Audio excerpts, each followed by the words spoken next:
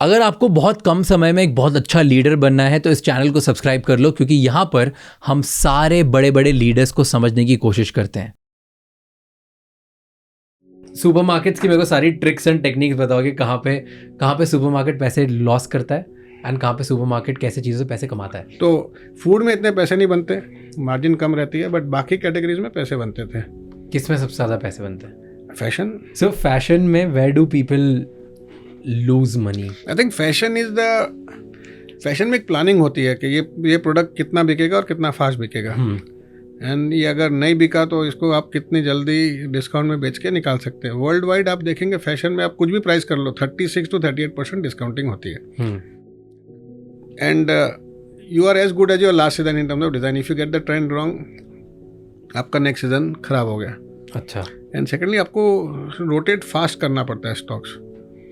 तो फैशन के अपनी नुआंसेस हैं बिजनेस के, नंबर ऑफ एसकेयूज काफ़ी होते हैं, एंड इतने कलर्स में आप डील करते हो, इतने साइजेस में डील करते हो, एंड आपको प्रोजेक्ट करना है कि इतना मैं बेच पाऊंगा, and everything to get it right is not so easy. तो जो राइट करता है वो सक्सेसफुल होता है। But it's more supply chain game than anything. I think it's planning and merchandising. Merchandising मतलब क्या माल, क्या साइज सेट, कितना बनाना, क्या क्वांटिटी बनाना, कब लाना। एक आपका माल अगर 10 दिन लेट भी आ जाता है फैशन में, अगर सीजन में नहीं पहुंचा, यू आर गॉन।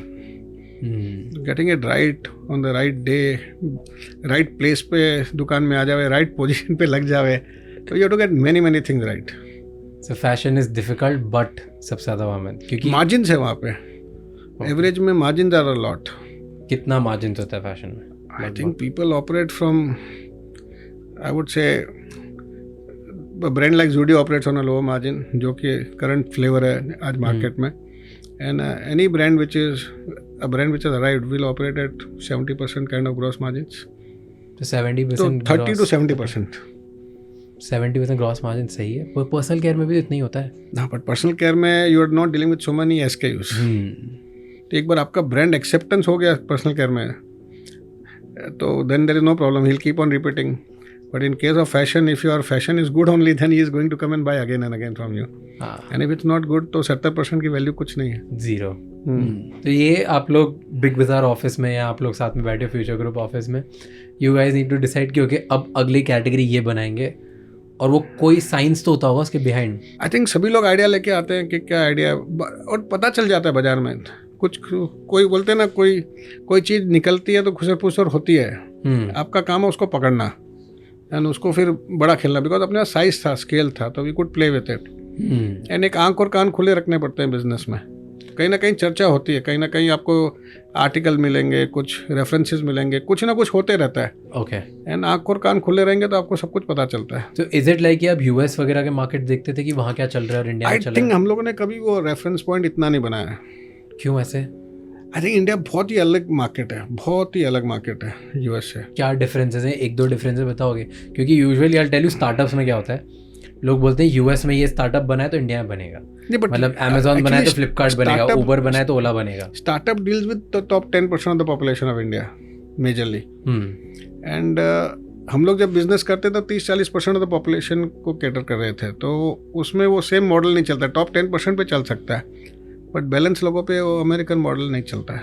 ओके। तो क्या डिफरेंस है इंडिया और अमेरिका में? I think we are a very deep rooted society. अपने बिलीफ सिस्टम बहुत अलग है। American society is not more than 300 years old. अपनी रिकॉर्डेड हिस्ट्री 3000 साल की है। We are very culture driven, very caste driven, community driven, और वहाँ पे बहुत होमोजेनिटी है। India is a very heterogeneous market. Secondly, that market has been build around consumption, and they have lived in abundance, and I think we have lived in shortages. तो India में तो dialogue भी ऐसे है ना, जितनी चद्दर उतना ही पाँव फैलाना। तो इंडिया के we have been bought up in a very different way के कंज्यूम करना एक अच्छी चीज़ नहीं है। उसको बिलीफ को तोड़ना हम लोगों को बहुत टाइम लगा। कि लोग हमारे यहाँ, काफ़ी लोग तो हमारी सर्वे ये बताते थे कि लोग बिग बाजार आना नहीं चाहते हैं क्योंकि शायद हम लोग का 1000 का बजट है, हम 2000 खर्चा करके जाएंगे। कितने लोग तो इसके लिए नहीं आते थे कि ये दुकान में जाना सबसे वर्स्ट काम है क्योंकि हमारा खर्चा ज़्यादा हो जाएगा। हाँ। तो उसको ब्रेक करना हम लोगों को बहुत साल लगे। टुडे आज की तारीख में कंजम्पशन का वो गिल्ट नहीं रहा जितना आई थिंक 10 साल 15 साल पहले था। कंजम्पशन में कोई खर्चा करके आता था इतना गिल्टी फील करता था। वो बिलीफ सिस्टम अब छूटा। अमेरिका में तो वो गिल्ट वाला सिस्टम ही नहीं है, खर्चा करने पे उनको गिल्ट नहीं होता, जरा भी नहीं है। सो इंडिया में ये ट्रू है, खर्चा करने पे गिल्ट होता है कि मैंने इतना खर्चा कर दिया, ये कर दिया। एंड यूजुअली लोग उस टाइम पे तो खरीद लेते हैं जब मॉल में जाते हैं या स्टोर पे जाएंगे। जब चालू किया था दुकान, तो it was a lot of interesting things I can tell you. Like power of the house हमेशा मदर इन लॉ के पास होता था। अच्छा। एंड चाबी घर की किचन किसके हाथ में है वो डिटरमिन करती है कहाँ से सामान लाना है। एंड हम लोगों को वो ब्रेक करना, अब नो मदर इन लॉ को दुकान में लाना हम लोगों के लिए बहुत बड़ा काम था। तो we had to work on that. Then we played a lot of things around. अगर मदर है, उसकी डॉटर की शादी होगी, how do we make them come together in Big Bazaar. तो we worked a lot around that and that was a very successful program. कैसे work किया वो? How do you make them meet there and दोनों की shopping साथ में करें। Because आज भी डॉटर होती है वो मदर से पूछती है कि कहाँ से क्या सामान लेना है, क्या सामान लेना है। तो we played on that insight. So how do you play on that insight? You done advertisements? You have to create visual imagery of something like that. जैसे give me an example. Subconsciously आपको दिखाते हैं mother का, and we create that advertising, that sequence. Film बनाते हैं तब वो imagery दिखाते हैं, तो you catch the attention of the mother and daughters. Because और secondly, men still was very powerful at that time, and they never gave the power. तो weekdays में गृहिणी आती थी घर में और देख के आती थी कि क्या लेना है, बट संडे को हस्बैंड आके फाइनल सिलेक्शन करके पेमेंट वो करता था। तो that was a very tough one कि okay, he was not willing to come to Big Bazaar to spend, and he was not wanting his wife और their family to go to Big Bazaar to shop. Deep. Things have changed now. Things are so different now. That I can totally relate to this with my house.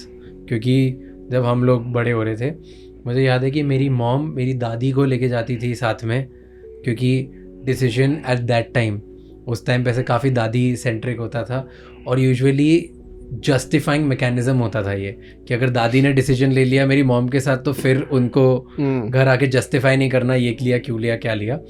But you नहीं तो ऐसे महीने महीने wait करते थे कि पापा के साथ फिर जाएंगे और करेंगे। अब थिंग्स हैव चेंज कम्प्लीटली। अब मेरी मॉम ही जाके सब कुछ भी शॉपिंग कर लेती, कोई फ़र्क नहीं पड़ता। बट उस टाइम पे ये था, and I can agree to this, क्योंकि हम लोग जाते थे घूमने। या Big Bazaar was also, we also thought Big Bazaar as a public place कि what do you do on weekends. जब हम लोग छोटे थे हमारे पेरेंट्स हमारे को सिर्फ टेम्पल ही ले जाया करते थे, that was a public space, there was no other public space, और पार्क चले गए कभी। बट हमने सोचा कि बिग बाजार को एक पब्लिक प्लेस बनाना है, सैटरडे संडे को लोगों को वहाँ पे बुलाना है, and people used to come with the families. तो that kind of imagery which we used to show. हम लोगों ने बच्चों को बहुत एनकरेज किया बिग बाजार आने का। हमने जो भी ट्रॉली की फ़ोटो देते थे हमेशा बच्चों को बिठा के दिखाते थे, चल चल चल मेरी ट्रॉली, वैसे डायलॉग थे। तो उस time there were lot of visual cues which we used to create कि पूरा परिवार आवे एंड शॉप साथ में करें। Thank you so much for watching this episode till the end. For more such clips, please subscribe to Raj Shamani Clips channel, because here we get India's top leaders to help you become a better leader for tomorrow.